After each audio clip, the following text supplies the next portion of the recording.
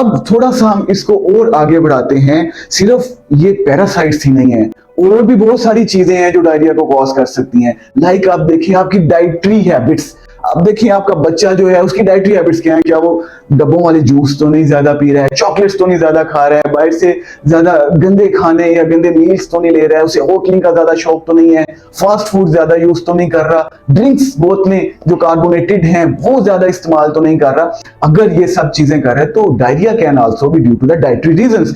आप खुद बड़े लोग जो अडल्ट हैं, पेरेंट्स हैं, वो 4 दिन जरा इस तरह की फूड ऊपर नीचे करके देखें तो जाहिर है ये डाइटरी डायरिया आपको भी कॉज हो जाएगा। सो इस रीजन को भी हमने मद्देनजर रखना होता है। फिर उसके बाद अगर हम आगे चलते हैं तो कॉन्स्टिपेशन ओवरफ्लो, हम पहले भी कॉन्स्टिपेशन के टॉपिक में डिस्कस कर चुके हैं कि जब सीवियर कॉन्स्टिपेशन रहती है और बच्चा कोई लिक्विड ले लेता है तो उस वजह से वो लिक्विड ही सारा अब्सॉर्ब हुए बगैर स्टूल के जरिए से निकलता रहता है, जिसको हम डायरिया कंसीडर करते हैं, लेकिन ये डायरिया एक्चुअली होता नहीं है। So this is constipation overflow. इस बारे में हम पिछले लेक्चर्स में डिस्कस कर चुके हैं।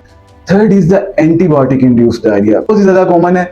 अक्सर बच्चों में देखा गया कि उनकी हिस्ट्री होती है, बार बार बीमार रहते हैं और बार बार एंटीबायोटिक्स डॉक्टर्स के मशवरे के बगैर या डॉक्टर्स के मशवरे के साथ भी ले रहे होते। तो इससे भी आपकी जो गट है उसकी मोटिलिटी पे इफेक्ट आता है, उसकी एब्जॉर्प्शन पे इफेक्ट आता है और एंटीबायोटिक इंड्यूस्ड डायरिया कॉज हो जाता है। नेक्स्ट अगर हम चलते हैं तो ये डायरिया में भी due to the onset of the IBD, irritable bowel disease.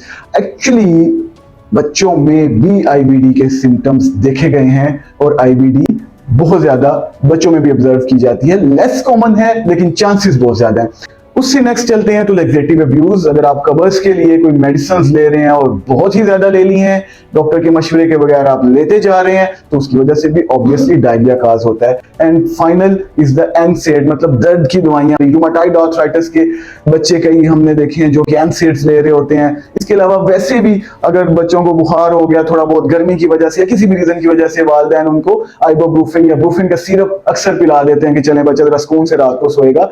तो ये एनसेड्स हैं और ये इनका एक साइड इफेक्ट है कि ये डायरिया को कॉज करते हैं। So this was all about the reasons of the diarrhoea. Hope you will follow these commands and these reasons, ताकि आपको पता चले, आप डॉक्टर को जाके अच्छी हिस्ट्री दे सके कि ये इशू बच्चे में है और डॉक्टर को डायग्नोसिस करने में आसानी मिले। Thank you very much.